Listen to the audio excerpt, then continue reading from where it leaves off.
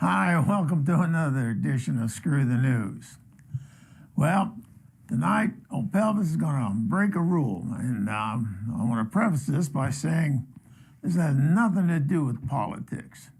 It's all about clearing the air about something, and so I'm going to mention something, and like I say, it's not political at all, and that's Donald Trump.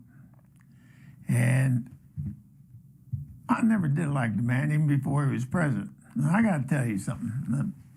Politics doesn't mean anything to Pelvis. Hell, my first memory of a president is Truman, okay? Now, I know Truman didn't make or take any money from him. And anybody that came after him, all the way up to the present, didn't make me any money, didn't take any money, other than taxes and that normal stuff.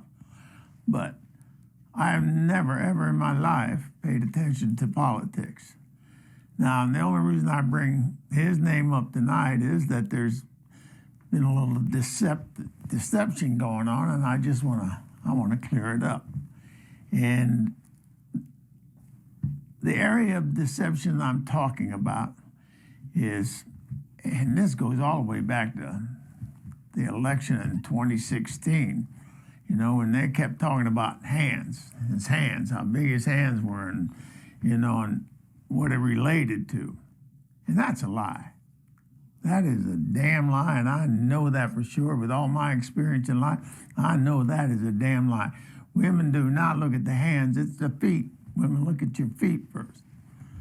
And I know this for a fact, because I'll tell you what happened to me.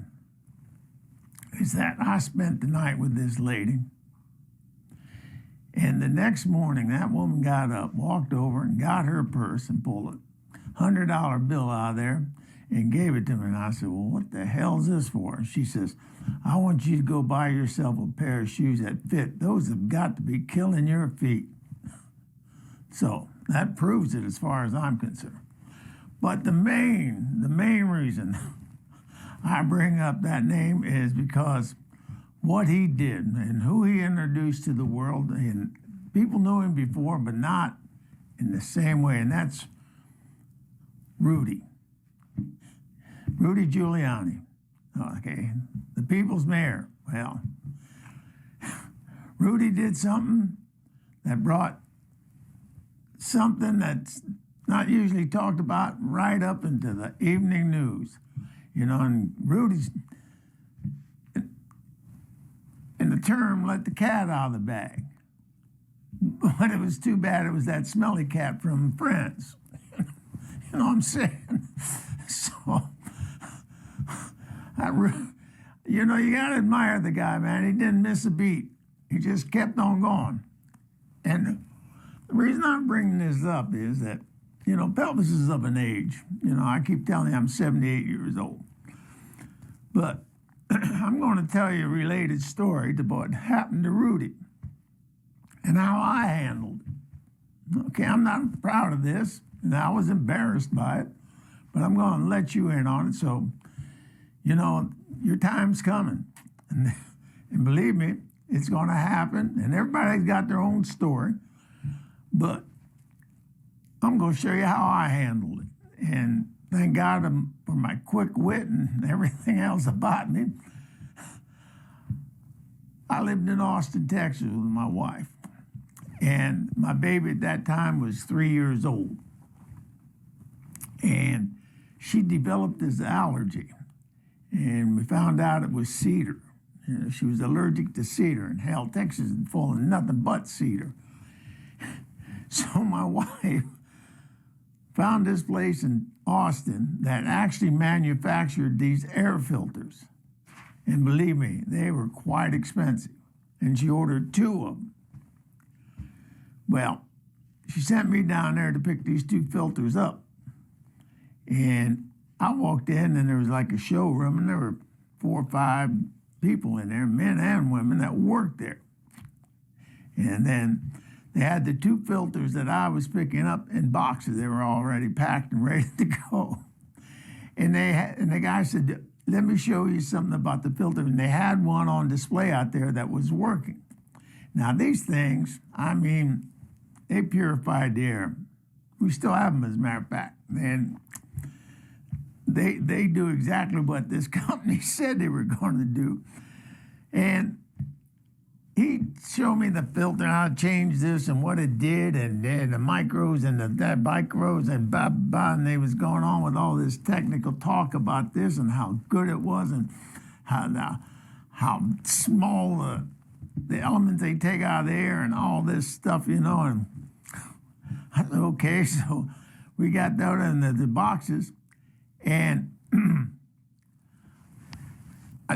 I said, these are mine? He goes, yeah. And I bent over to pick one box up, and he said, I'll get the other one. I said, okay. So I started to pick that, and it happened. And when it happened, everybody was aware that it happened. And I don't want to say, but use your imagination about what I say, what happened. It happened. I Rudied right there, man. A Rudy came out of me. And I still had that box in my hand. I set it back down, and I said, okay,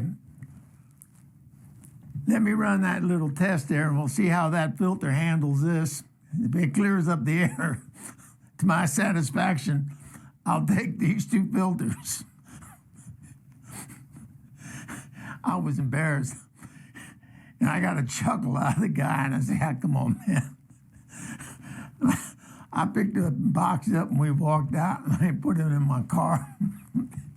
I sat out there, and I could see them in there, and they were all laughing at old Pelvis. Can you believe that? Anyhow, that's my Rudy story. So when it happens to you, just don't skip a beat. Just keep it going. You know, and the thing about it is about Trump, and everybody says he lies and this and that. And you know, I found out a long time ago. Pelvis found out a long time ago. It's best to be truthful. Best to be real truthful, you know, and then just, especially when it comes to women, man. I learned that from this gal that I met down in El Paso. Now, El Paso's a hell of a town. We had a gig close to El Paso, but we went down across the border down there. And then I came back, and I met this gal there in El Paso. Beautiful girl. And come to find out, she was the sheriff. And I'm not just talking about walking the beat type. She was the top cop. And El Paso was lucky to have her because, man, she had a gang of deputies like you wouldn't believe. I mean, it was huge. And she was in charge of all of it. And she fell in love with old Pelvis. Well, you can't really blame her, you know. As a matter of fact, let me show you a picture of her. I got a picture of her. My wife doesn't like me to show you this, but, you know, and this is Sylvia. Now, Sylvia's a good-looking woman. You know, there she is in her uniform, and that damn gun scared the hell out of me, but that's all right. But you know the thing I like the best about staying with her, and I stayed with her we were together, I guess, a couple of weeks before I got ousted. But she would come home from work, and my favorite thing to do with Sylvia was when she walked in that door, I'd polish that badge. I'd get out there and I had that thing shining like a diamond in a goat's ass. I'm telling you, there wasn't a badge in El Paso that was shinier than that one, baby. I had my hand all over that thing. I'd get on it. Anyway, I got to know one of her deputies really well. And him and I went out drinking. And I got pretty much in the bag. And the next day when she came home from work, I was still a little hungover, but she walked in, I could tell she was upset about something. She looked at me and she said, Pelvis, what the hell did you say to Bob last night?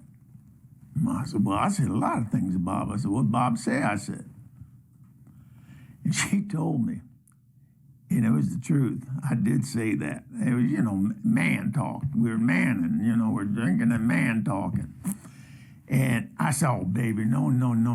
He was drunk, baby. He misunderstood what I said. And she said, what in the hell could you have said that even came close to what he told me you said?